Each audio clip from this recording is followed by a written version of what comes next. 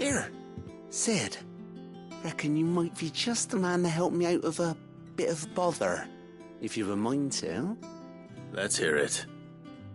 Well, it's about this alembic the chief's got me making. Lovely bit of kit it is.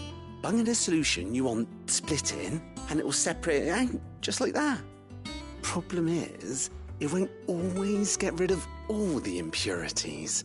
And with some of the stuff we need it for, that ain't good enough. Which is why I've been looking for something to filter the liquid we'll be cooking off. And that's where I was hoping you could help me out.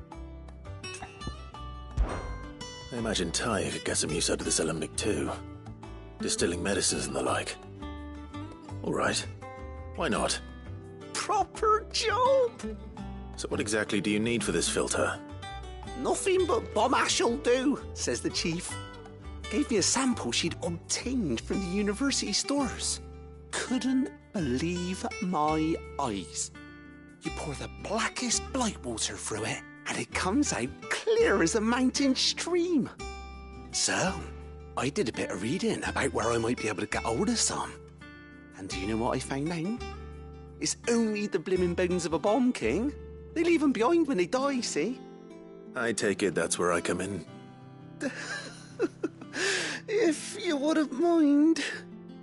I saw a billet on the hunt board for one just the other day. Would have gone myself, but, well, fighting dirty great balls of flame ain't exactly my forte. You, on the other hand... All right. I'll see what I can do. Thank you kindly. And good hunting, eh?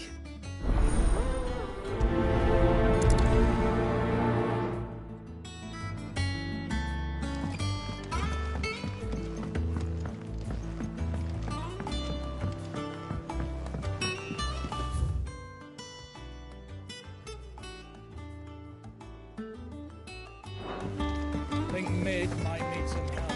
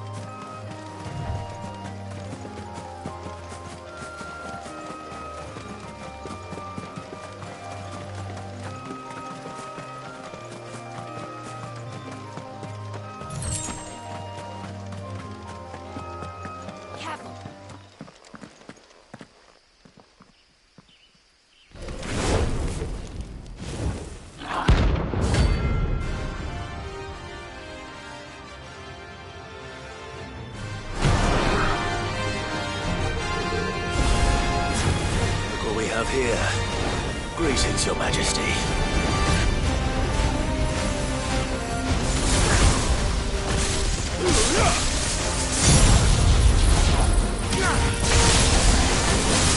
Over here! Get it!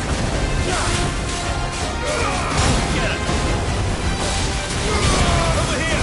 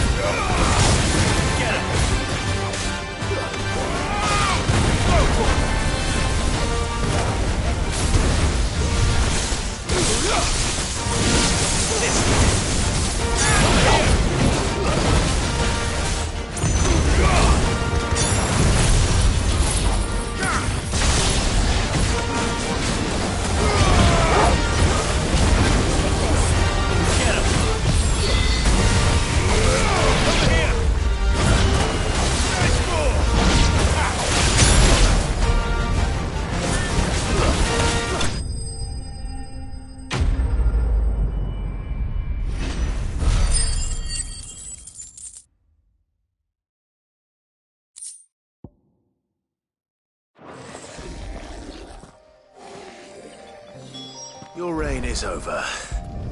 Now to collect the ash. This looks like the stuff. Let's see if there's any more.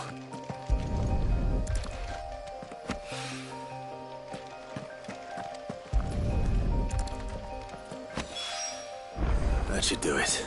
If the wine needs more than this, he can fetch it himself.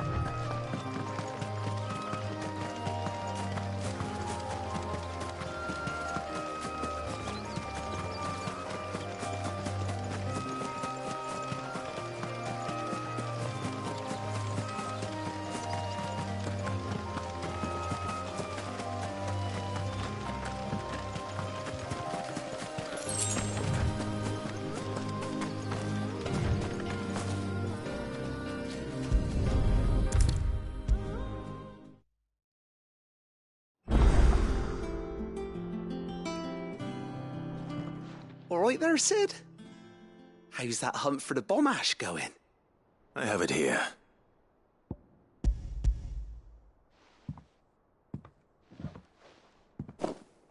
That's the stuff. And plenty of it, too. Enough to keep the alembic bubbling away for a good old while. You're a gent, Sid. Let nothing say otherwise. Right then. Let's get this contraption up and running.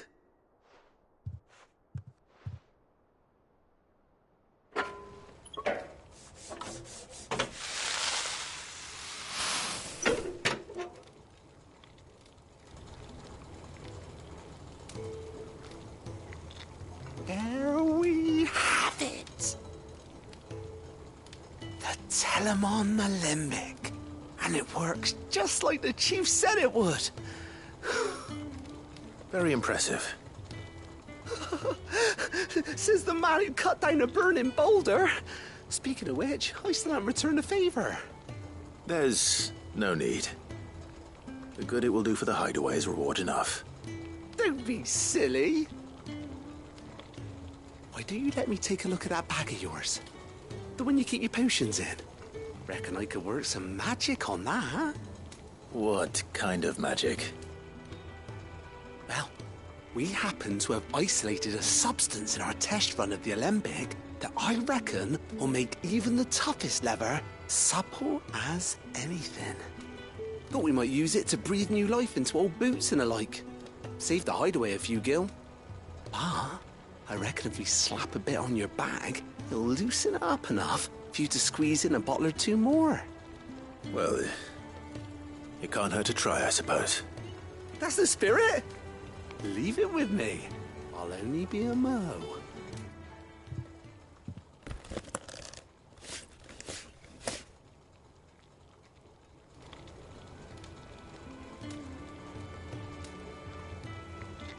Well, what do you reckon? It certainly feels more flexible. Right? Told you. Thank you. I think. No. Thank you for supporting Mid and the rest of us in our endeavours. Without you, we'd never have been able to discover wonders like that stuff I rubbed on your bag. And I'm telling you, there's plenty more where that came from.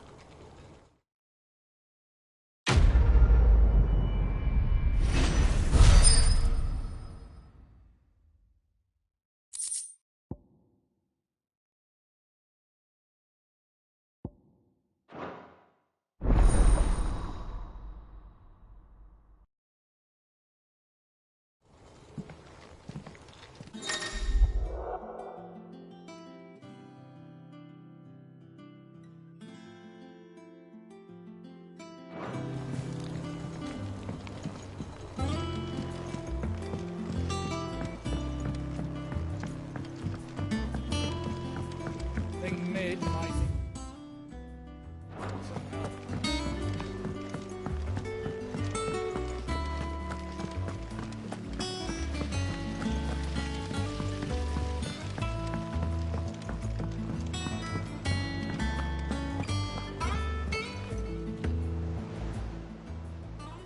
Oh, I wasn't expecting you back, so. All done?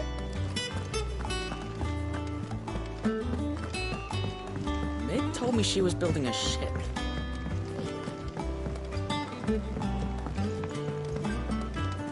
I don't know where Sid gets the energy.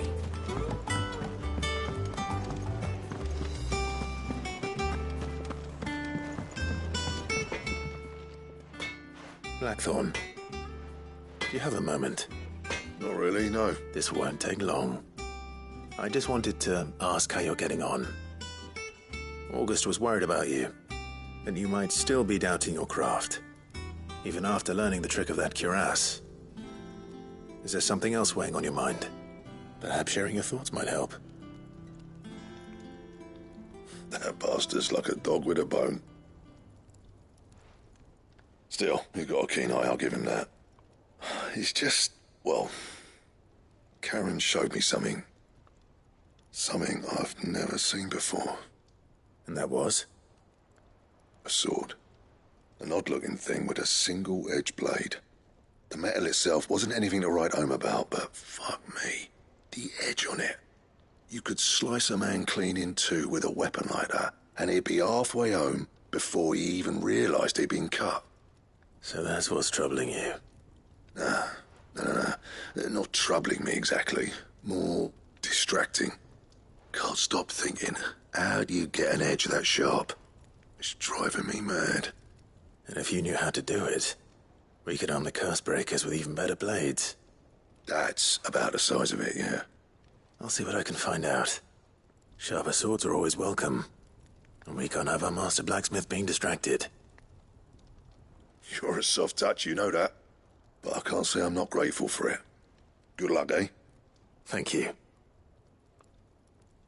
Let's see what Karen knows about this sword.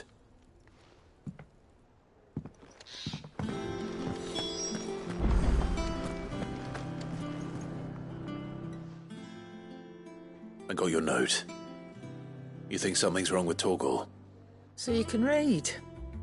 Congratulations. But I didn't say I were wrong with him. I said something weren't right. He's not been eating me treats. He used to love cracking the bones from Molly's boiled brown, but now he won't so much as look at 'em. Didn't like him. Which is why I'm of a mind that his mind's on something else. You've not been working him too hard, have you? No harder than usual. Is that it, boy? Do you need a rest? What was it you said he was? A frost wolf? That's what the lawsman seems to think. Then maybe this all has something to do with whatever it is that's woken inside him. I suppose things have been different since Rosalith. Perhaps Hippocrates knows something. Instead of everything, you mean? Perhaps. You're looking well, Karen. What do you want? Out with it. I want to know about the sword you showed Blackthorn. Single-edged and extremely sharp. Running around after him again, are you? I suppose I am, yes. But I need to help him find out how to work an edge like that. It's driving him to distraction. Little wonder, I suppose. There's not many like that make it as far as the twins, and those that do go straight into private collections. Which made it nice and easy finding a buyer. Can you tell me who bought it? Where is it now? You think I tell people who my clients are? Suppose you're not likely to go nicking him off me, are you now? Fine. If you stop mooning at me like that. Lord Ignac's the man you want. Dalmekian bloke. Collects weapons and the like. And he's got more money than sense, which is why he's one of my favourite clients. Reckon he'll still be at the inn in Dalamil, where I left him. Thank you, Karen. Oh, and he's a touch eccentric, if you take my meaning. I appreciate the warning. Well, don't just stand there gawping. Coin purse weighing you down. You're rubbing me blind, you know. It'd better all be here. You're rubbing me blind, you know.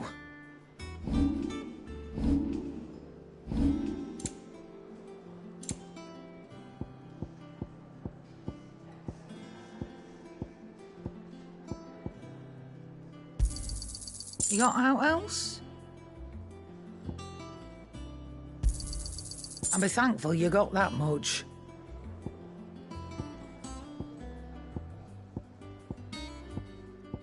Is that all?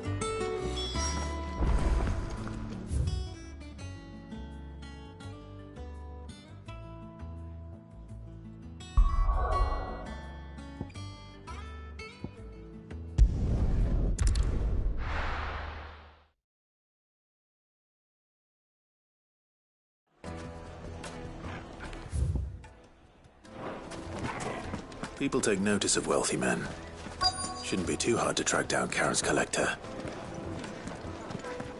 They say the Drake's Fang is gone. The whole Mother Crystal gone. What are we gonna do? Calm yourself. We don't know for sure.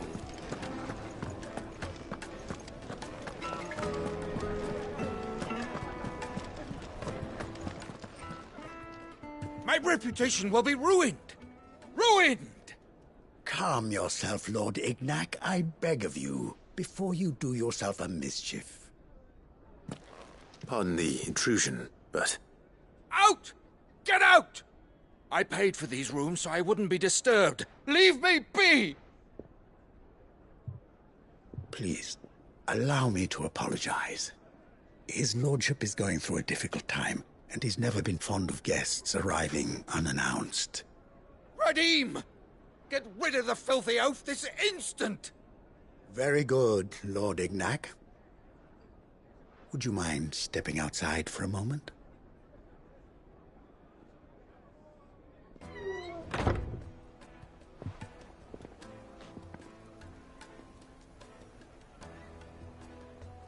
I'm sorry if I've caused you any trouble. That? Oh, no. That's just how his lordship is. Though the morning's events have left him somewhat fractious. He has been dispossessed of his luggage, you see. The thieves also made away with a considerable amount of coin. Coin the innkeeper will soon be keen to collect. I don't suppose a certain blade was among the stolen items. A single-edged sword. It was purchased from a merchant friend of mine. Ah, you know Lady Karen. Yes, I'm afraid it was. Then I'll retrieve Lord Ignac's luggage. But I have one condition. You have but to state it. You are welcome to anything that is within my power to grant. I want an audience with Lord Ignac. A few minutes should be enough. Then I'll be on my way. A condition I would be a fool to refuse. Of course, you shall have your audience. I don't suppose you saw where the thieves went. I did not, no. Though some discreet inquiries made on his lordship's behalf mean that I know where you might find them. The bandit's bed. Every ill-gotten coin in Dalamel is said to pass through that disreputable corner of the Valcroy. And that's where I'm heading. I shall speak to Lord Ignac in your absence, and arrange for an audience upon your trial. That will be very kind of you.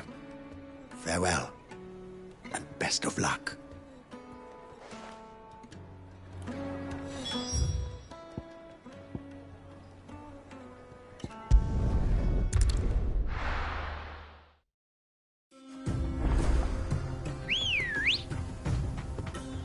Come on.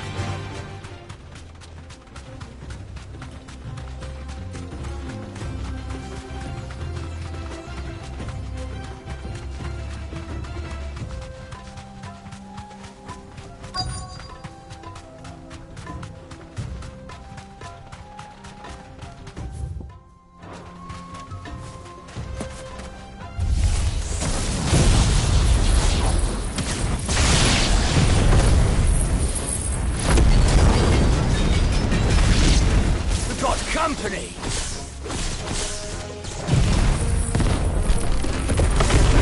Come on, lads, let's tear the bastard's head off!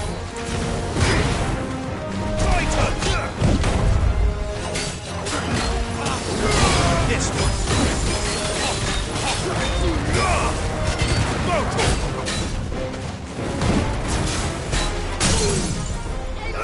Over here!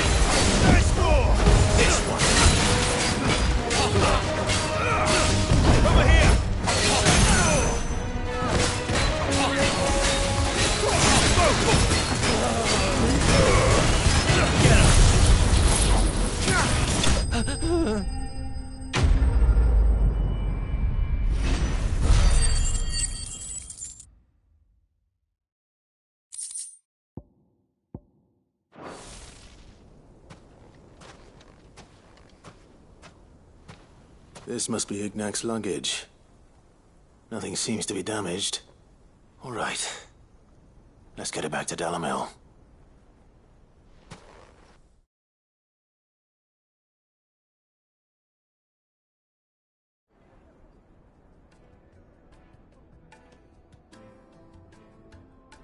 I hear I have you to thank for the return of my effects. What shall I call you, my good man? Wyvern. Glad to make your acquaintance. A formidable name indeed. Well, Wyvern, I appear to be in your debt. Redeem here tells me you wished for an audience. Is that all? A few moments of your time should suffice, yes. You're a peculiar fellow, Wyvern. All right, speak. Master Wyvern was wondering if you could tell him about a certain single-edged sword you recently acquired. Oh, a true work of art, that one. Karen drove me hard on the price, but I would have sold her Radim here to get my hands on that sword. It was made in the Outer Isles, far beyond the Twins, and is used exclusively by the practitioners of a unique school of swordsmanship. They believe no combat should ever exceed a single strike, and hone their blades to such perfection that none ever does. Each sword is made for that one perfect stroke, and for that stroke only. They crack upon a second blow. There's a brutal sort of beauty to it, really. But how do they hone such an edge? Fine question. Why, they use a whetstone, of course. Whetstones, rather. A whole array of them, ranging from the coarse to the fine. 10,000 licks with the sharpening stone, then 10,000 more. But it is the final stone which lends the blade its legendary sharpness. A mineral quite foreign to this great realm of ours. And that is the key. The secret ingredient. Wyvern, it occurs to me that my little lecture is hardly equal to services rendered. Take this, together with my regards. The very stone of which I spoke, far rarer among collectors than even the blade itself, and a far more fitting payment. Thank you. Pardon the intrusion, my lordship. However, it is long past time we prepared ourselves to depart. So it is. I am locked in bitter competition with a rival collector of curiosities. I am one step ahead of the unscrupulous scoundrel, but he is hard at my heels. Are there many other collectors out there? Too many to count, but only one do I consider my nemesis. Lord Byron Rosfield, and is a perennial thorn in my side. I can imagine. Farewell, Wyvern, may our paths cross again. Radim, we mustn't dawdle.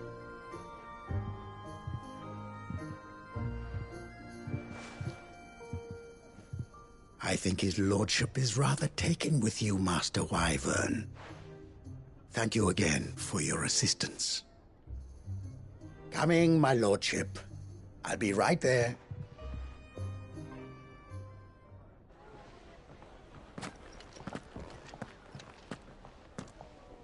Trust Uncle Byron to find such an interesting rival. Now, let's see what Blackthorn makes of this whetstone, shall we?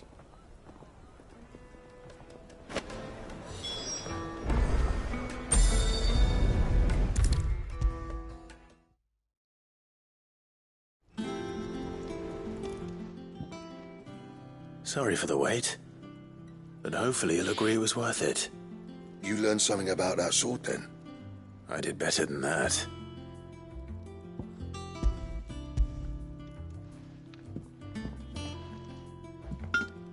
Hey, a whetstone? Yes, but not one you'll find anywhere in Valisthea.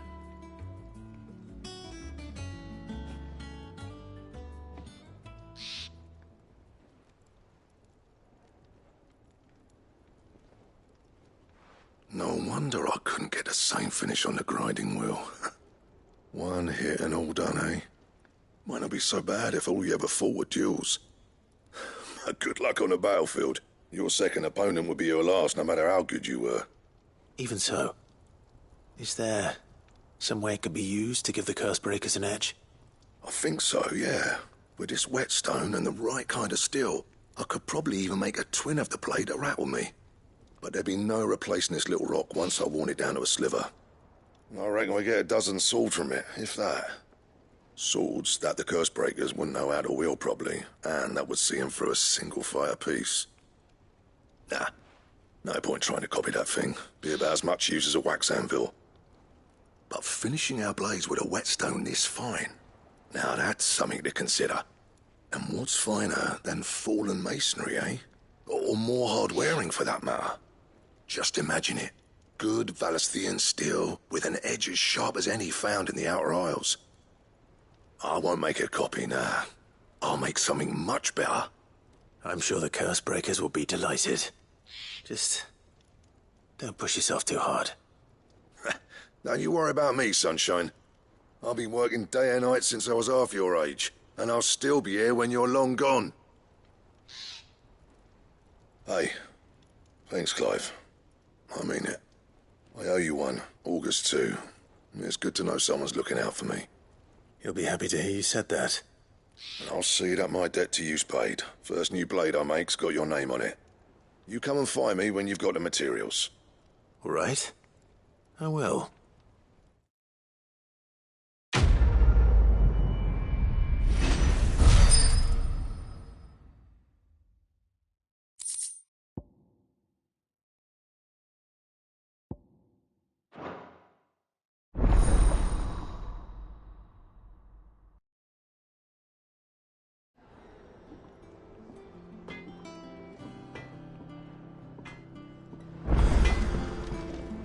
What do you need? A Sancfordian, do you?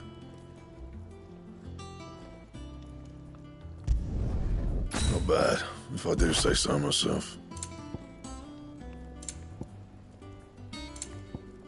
And?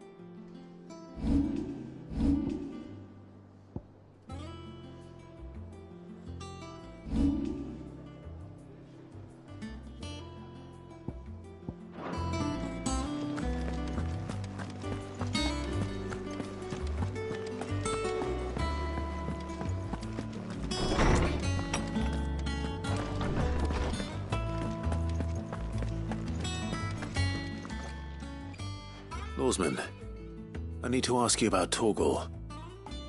Something's not right with him. He isn't ill, is he? I don't think so. But according to Lady Karen, he seems to have lost his appetite, which is certainly a new development. She says he's hardly been touching his bones of late, and she believes it may have something to do with what happened at Rosalith Castle. I rather think she might be right, though not about his appetite. All canids are instinctively inclined to crack open bones for the rich marrow that resides within, and I see no reason why a frostwolf should be any different. Accordingly, I suspect it is not a lack of appetite that afflicts Torgal, but a surfeit of it.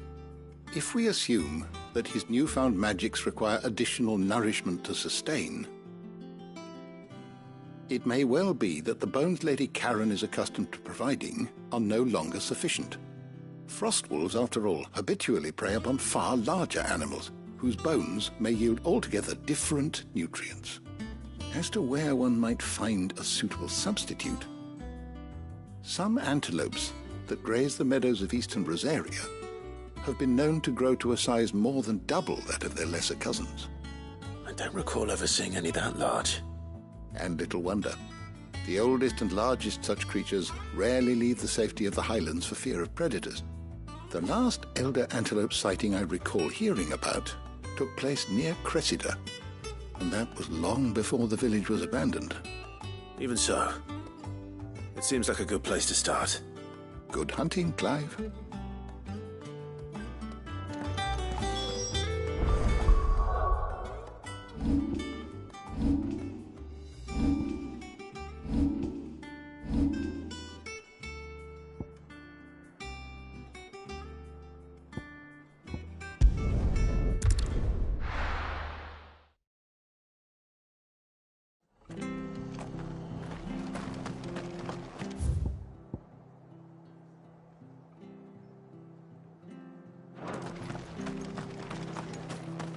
She had a man of Riga. Please, teach me how to fight.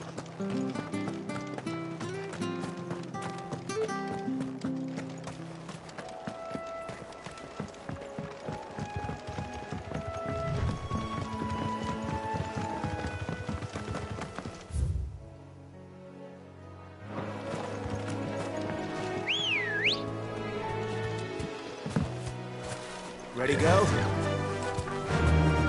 Faster! Company.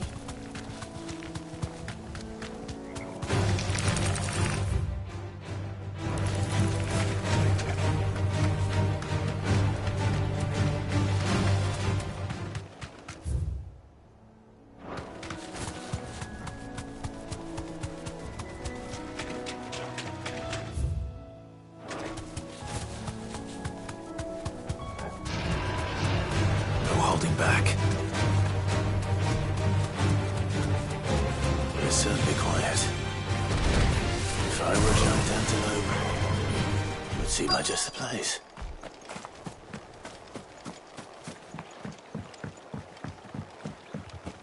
I doubt we'll find one bigger than that. You hungry, Torgal?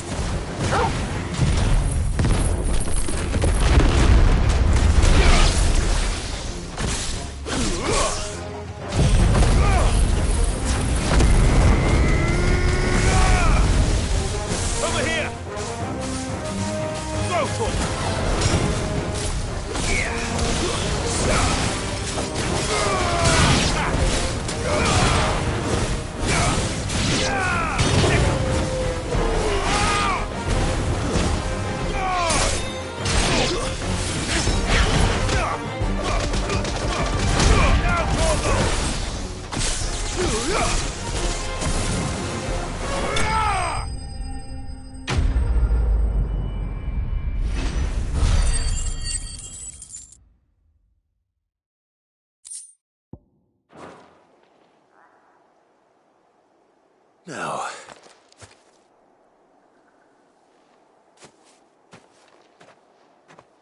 will it be enough, I wonder?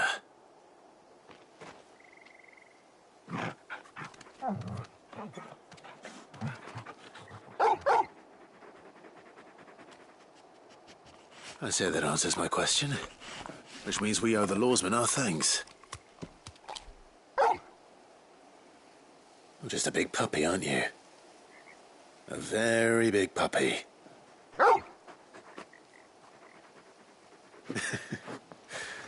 You do know you can take that with you, Torgal. Lady Karen will be relieved to hear you've got your appetite back. Come on, boy.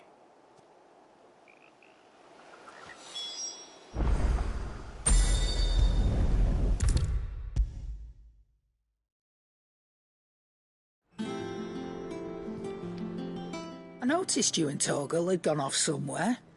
Take him for a walk, did you? You could say that.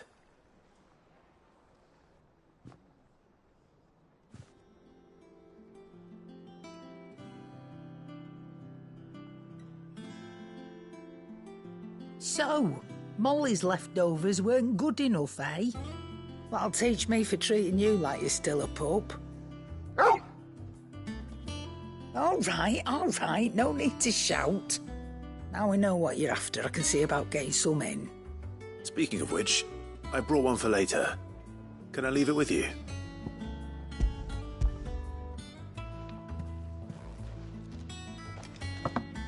You can, aye.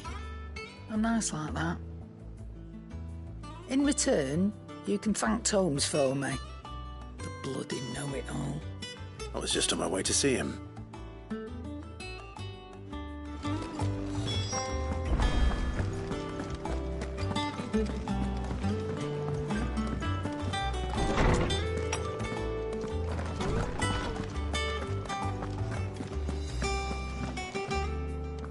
Ah, Clive.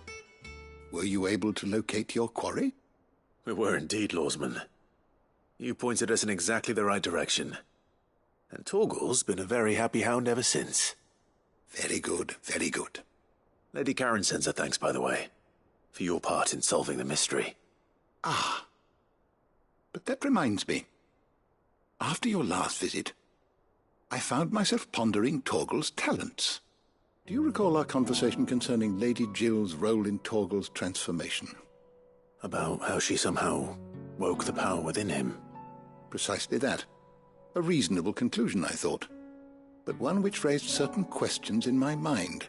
You see, the Fenrir of legend served Shiva and Shiva alone, and while the powers attributed to him are certainly impressive, the records imply they are somewhat different in nature to those you described Torgal as having used. What are you suggesting? That Torgal may be the beneficiary of more than one icon's power. Consider that in addition to Lady Jill, he has served as a loyal companion to you, your brother, and even the late Cid. In short, the icons hitherto near at hand, or should I say at paw, have been diverse and plenty, and that number has only grown as the realm's dominance have fallen to your sword. One can but speculate as to how all of this has affected Torgal. He has seemed more fierce of late. And if I am not mistaken, he will grow fiercer still. We are fortunate indeed to be able to count him amongst our allies and not our adversaries. Oh, he's more than an ally. He's a friend.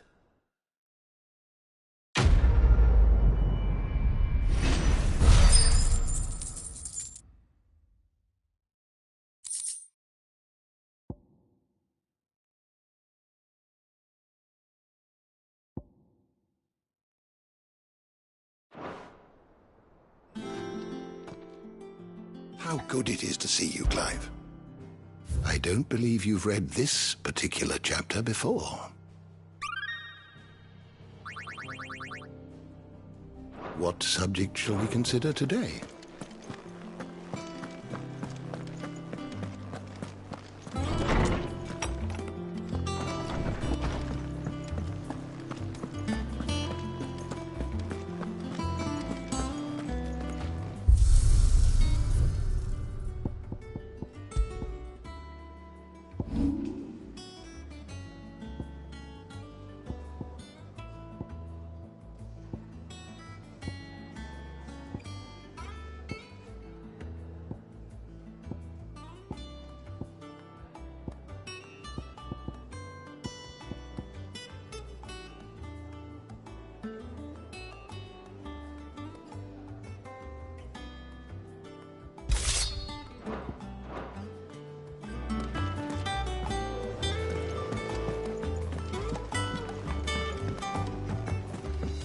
I don't know where Cid gets the energy.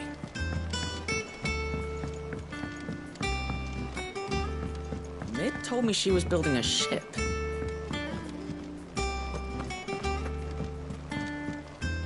Here for another of my lectures. Allow me to educate you. Study it well, Clive. Thus ends today's lesson.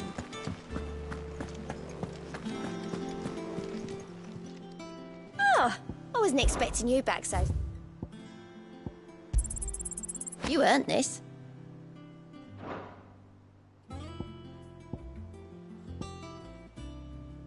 Best of luck out there, Sid. Clive. That's why I'm here. Shh. Otto might be listening. Is this better? A little. Listen. I've some bad news. It turns out the Hideaway may be slightly behind in its payment to certain lenders, and it may be my fault. But I swear to the goddess, I thought I had the numbers square. Sadly, that square turned out to be more of a circle. 0, you might say. I can straighten it out, I swear, but it's going to take some time, and I'm going to need help keeping it from Otto. Bit late for that, I'd say. There you are! What a surprise! So let me get this straight. You forget to pay our lenders what they're due, and instead of coming straight to me, you get Clive to come to you. And I hope he'll dig you out of the hole you've dug for yourself. Clive, the man in charge of the place you've been cheerfully trying to bankrupt. And you thought this was a cunning plan. Why? Well, who needs paying? Oh, just Martha. And the dame. And, well, Lady Karen. But only 500 talents. We owe 3 of our most trusted friends 5 million gil. Each. 5 million each. They lent us the bulk of the money we used to rebuild the Hideaway, you see, and, well, I must have made some sort of oversight. Those ledgers were my responsibility, and it was my decision to entrust them to you. This is my fault. Do we have that much to hand? I can always ask my uncle. No, we don't. And no, you won't. We've lightened Lord Rosfield's purse enough. After the king's ransom we had off him, he deserves better than to see our begging bowl. Besides, we'll need to learn to stand on our own if we're going to make this work. All right. But that doesn't mean you have to shoulder the burden yourself. Is there anything I can do to help? There might be. How'd you fancy taking these to Martha and the dame? Rocks. Rocks, he says. Worth 1,000 talents apiece, these are. A little something Sid and I set aside for when times got lean. And I reckon 15 million in overdue debt probably qualifies. I just hope our associates' eyes are a bit more discerning than yours. I'm sure there will be. Should be me making the rounds, really. But you know how it is with this place. Orders to bark, arses to wipe and all that. I know. Which is why I don't mind going in your place. Go. Do you know why I only gave Master Clive here 2 star rubies? Because you'd rather Lady Karen killed me. Because I'd rather Lady Karen killed you. Yes. Well, I suppose this is goodbye then. Don't worry. I'm sure Karen will understand. Really? Do you think so? No, I don't.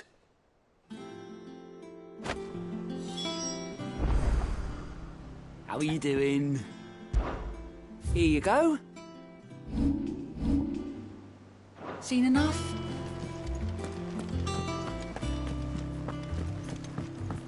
They told me she was building a ship.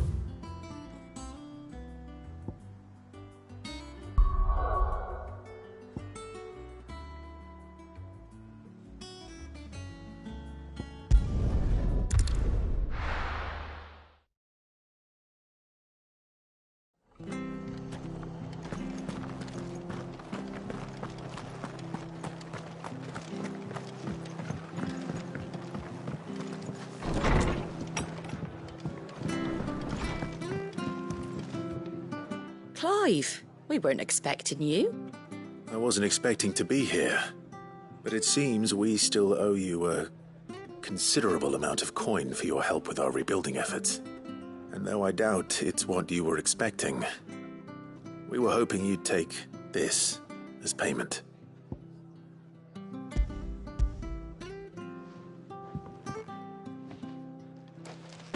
A star ruby? I can't accept this. It's worth at least twice what you owe me. More if you can find yourself the right buyer. Think of the difference as interest. Interest? If word got out I charged that much, no one would ever borrow from me again. Anyway, why are you the one here asking me about this? I'd have expected Otto. Bit much sending the Lord Marquis out to settle your debts, isn't it? The old goat working himself to death again. Something like that. Most days I think he's the only reason the hideaway's still standing. Same as always, eh? Back when the place was nothing but a twinkle in the eye of a recently retired Lord Commander, word is he was the first one Sid reached out to. Probably knew that without his strong arm and level head, the idea would never get off the ground. Sid may have been the face of the hideaway, but Otto's always been the backbone. And when Sid passed away, we were all worried that would be the end of it. That Otto would just give up. His death was hard on everyone. But it must have hit Otto hardest of all. But he didn't give up, did he? Quite the opposite, in fact. If I recall, he was the one who nominated you as Sid's replacement, and rallied the rest around you. I reckon what he saw in Sid, he saw in you too. And don't we all? Doesn't hurt that you're half as stubborn and twice as handsome, neither. That, and you keep good company. I suppose I do.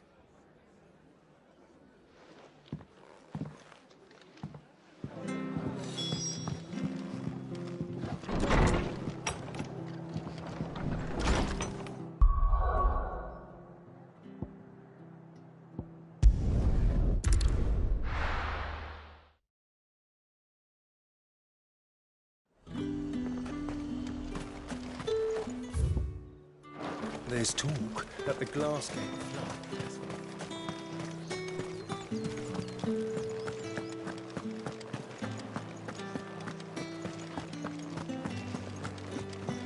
Did you hear? The gates to heaven. I want to see you again. It's all right. What am I going to do without sweet water and oil of talc? Still not... Milady, I come bearing gifts. Gifts? Whatever is the occasion.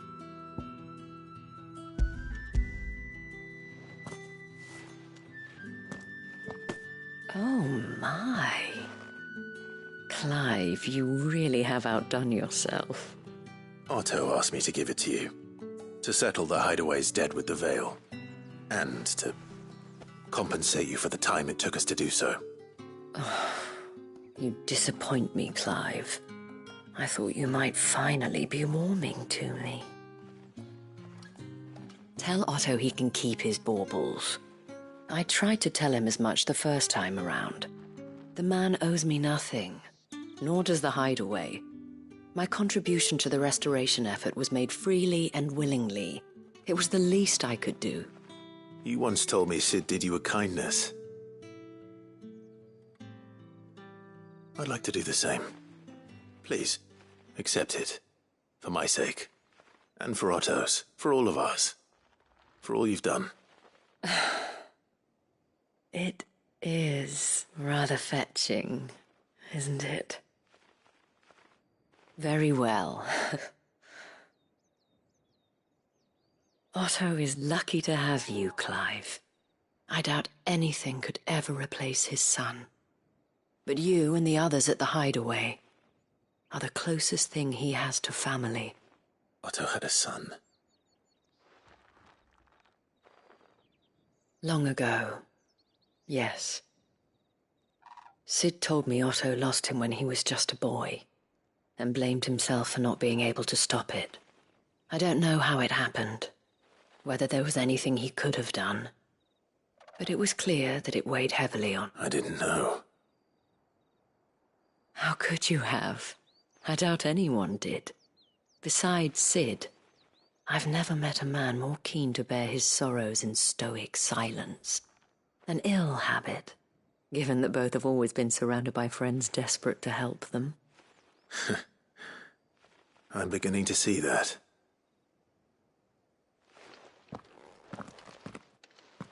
Go will want to know the stones were delivered, if he's still with us.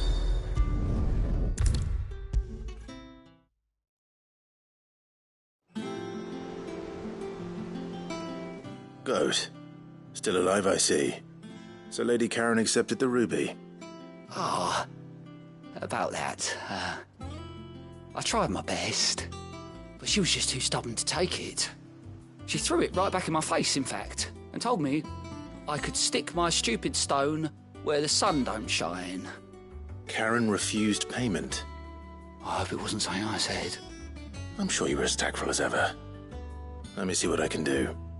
Oh, wonderful. I hope you have better luck than I did.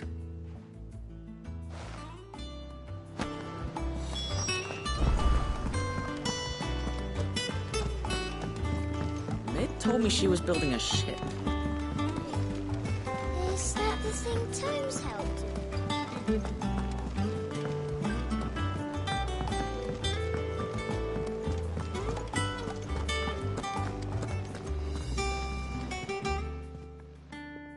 Lady Karen, Goad tells me you weren't happy with our offer.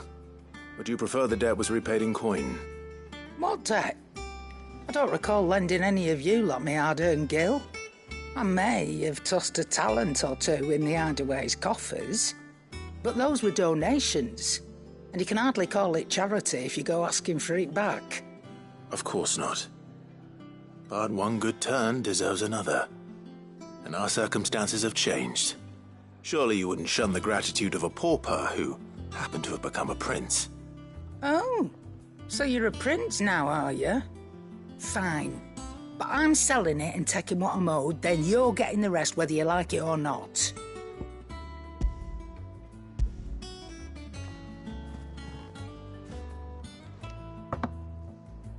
Where'd you even get this? A decent trader might nab 1,000 talents for a star ruby. A canny one, meanwhile, might claim it were nicked from the belt of Sid the Outlaw himself and ask twice as much. Might be I already have a buyer in mind. Might be you even know her. A fine continental maid whose beauty's only eclipsed by a guile in commerce. You wouldn't mind, would you? Not at all. Just be sure to tell her that it's always a pleasure doing business.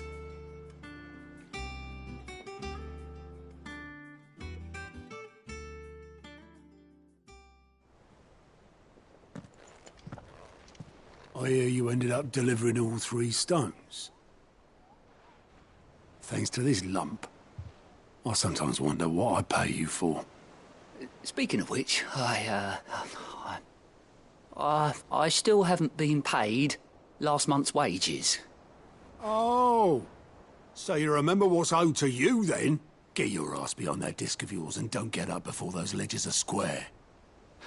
Right away.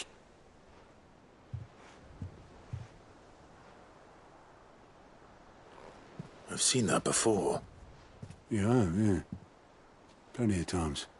It was the only goblet Sid ever used, either out of habit, or because the filthy sod couldn't be bothered to find a clean one. I knew so little about him. Like most people. Martha and the Dame both seem to have fond memories of him. I bet they do. How long did you know Sid before he... Before he died.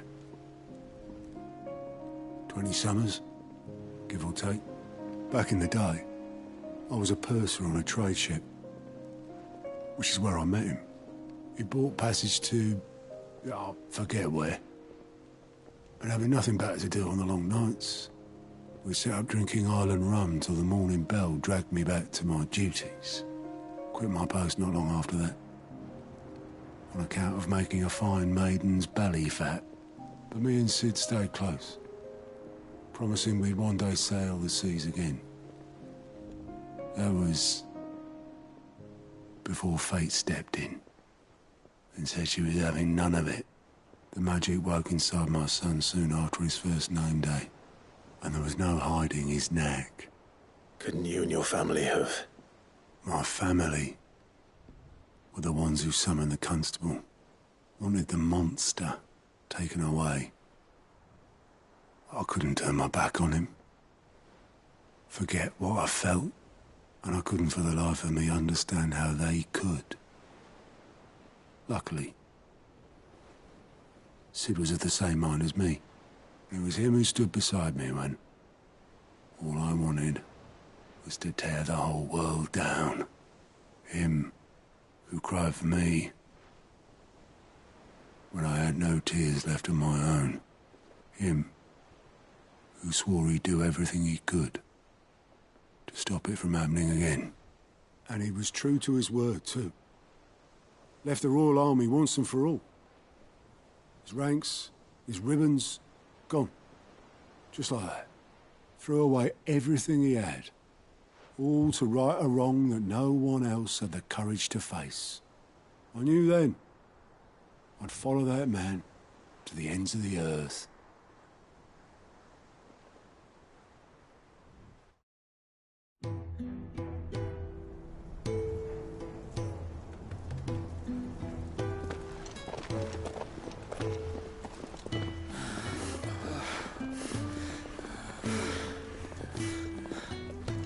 He was always too clever for his own good, was Sid. Saw the world for what it really was, while the rest of us were content to go along with the lie we were shown. And it can't have been easy, bearing that burden alone.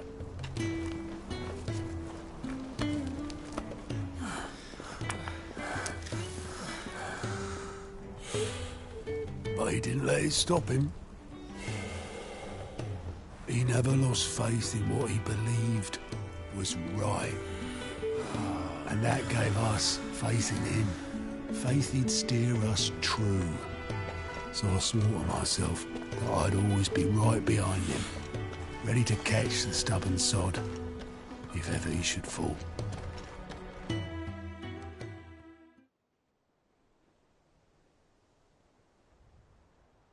But I couldn't even do that.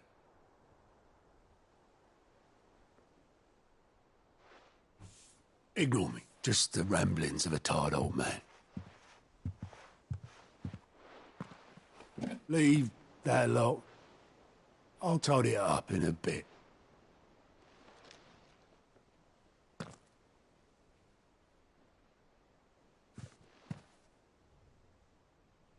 This is Sid's handwriting.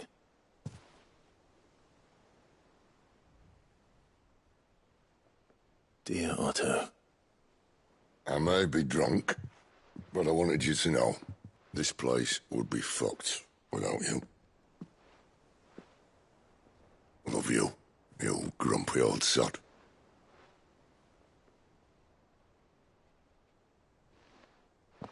This note. Hmm? What about it? Sid was right. Without you, we'd all be lost.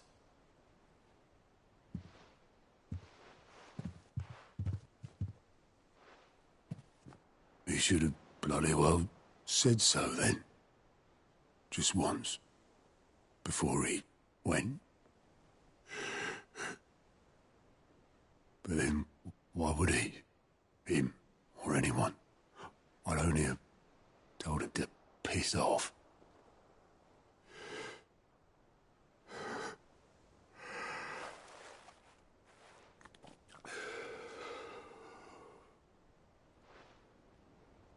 You're wrong, though. Both of you. It was never just me keeping the hideaway afloat. It was all of us. I just shoved people in the right direction, and I barely seem to be able to do that anymore.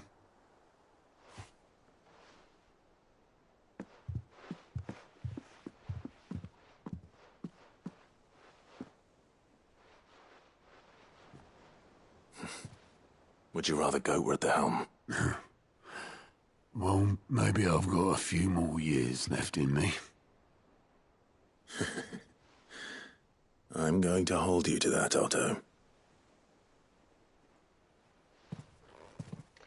Before you go, Sid would have wanted you to have this. But that's... This'll do me just fine.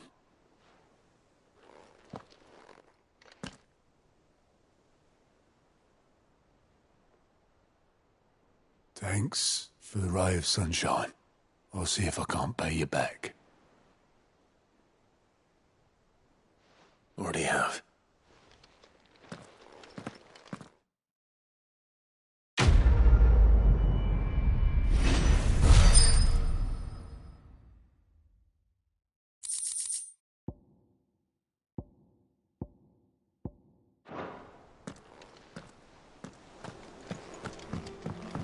Mid told me she was building a ship.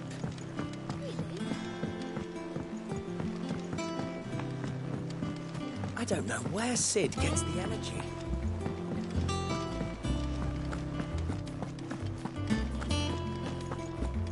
He cracked the crystal too? You joking?